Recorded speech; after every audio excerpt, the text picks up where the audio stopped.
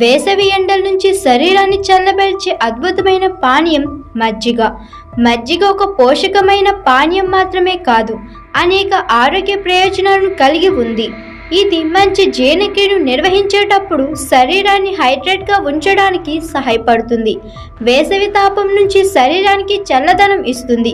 కానీ పుష్కలమైన ఆరోగ్య ప్రయోజనాలు నిండి ఉన్న మజ్జిగ కొందరికి మాత్రం అనారోగ్యాన్ని కలిగిస్తుంది. ఇలాంటి వారు మజ్జిగ తాగడం వల్ల ప్రయోజనం ఉండదు.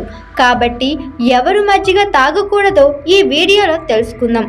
లాక్టోస్ అసహనం ఉన్నవారు మజ్జిగ తాగకూడదని ఆరోగ్య నిపుణులు చెబుతున్నారు. లాక్టోస్ అసహనం అనేది పాలలో ఉన్న లాక్టోస్ను శరీరం జీర్ణించుకోలేకుండా చేస్తుంది.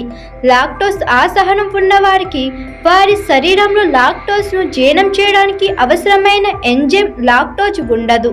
అలాంటి వారు మజ్జిగ తాగితే కడుపు నొప్పి, కడుపు ఉబ్బరం, గ్యాస్, విరోచనాలు వంటి సమస్యలను ఎదుర్కొంటారని నిపుణులు చెబుతున్నారు. ఇకపోతే కొందరిలో పాలు ఉత్పత్తులు తీసుకోవడం వల్ల ఇబ్బందులు పడుతున్నారు. పాలు లేదా పాలు ఉత్పత్తులకు అలర్జీ ఉన్నవారికి మజ్జిగ తాగడం వల్ల కూడా అలర్జీ ప్రతిచర్య ఉండవచ్చు. అలాంటి వారికి మజ్జిగ సరిపడదు.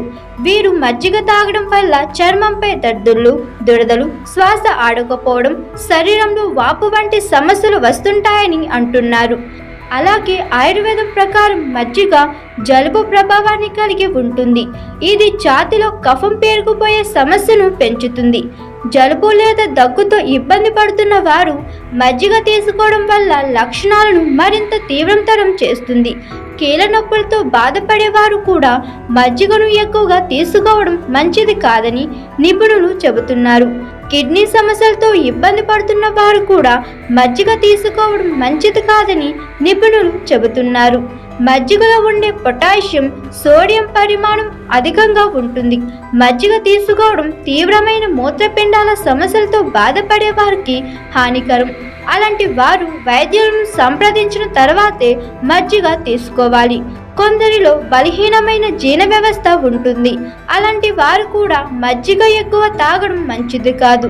లేదంటే మజ్జిగ తాగిన తర్వాత అజీర్తి, కడుపు తిమ్మిడి లేదా అసౌకర్యాన్ని అనుభవించే అవకాశం ఉంటుందని చెబుతున్నారు. మీకు దీర్ఘకాలిక అనారోగ్యం లేదా అలర్జీ ఉంటే మజ్జిగ తాగే ముందు వైద్యులను సంప్రదించడం ఉత్తమం అంటున్నారు నిపుణులు.